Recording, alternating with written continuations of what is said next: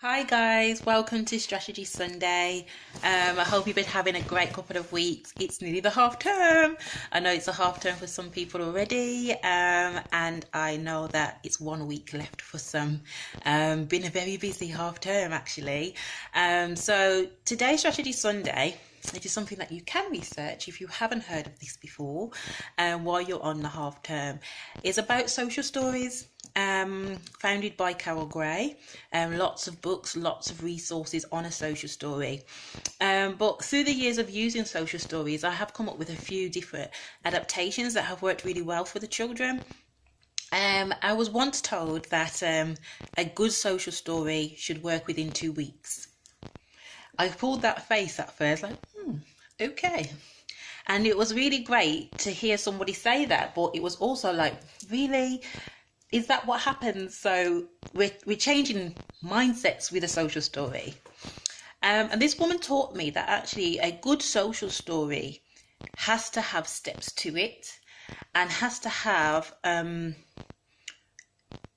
a graduated approach to the behavior that you're actually trying to change or impact or support.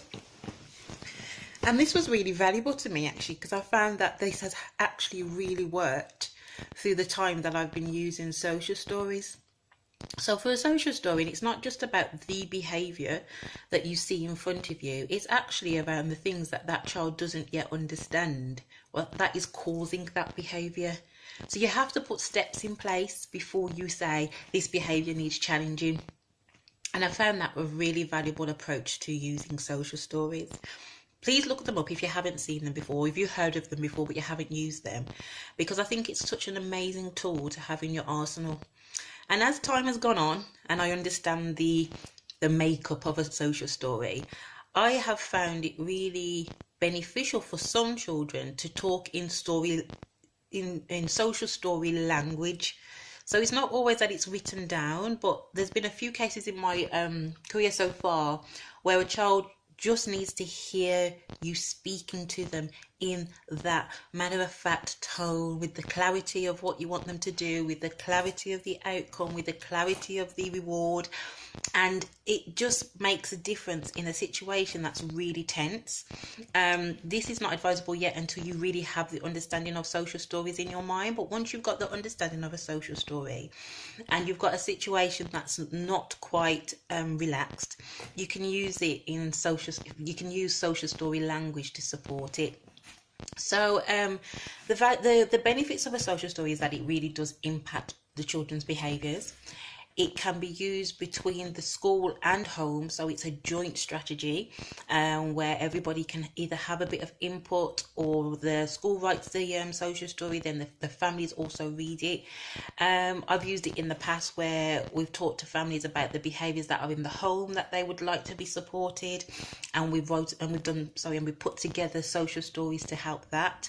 I think social stories is one of the really big tools to use around social communication needs and how children really need to hear it in a different, non-threatening way, because we all know someone keeps telling us the same thing, we start to think whatever. But actually, if it's written down in a nice, clear format that isn't always personalized, sometimes it's very beneficial to have it personalized actually, depending upon the child and their understanding and their temperament, but it does give it a non-threatening approach to changing the way that a young person sees behavior.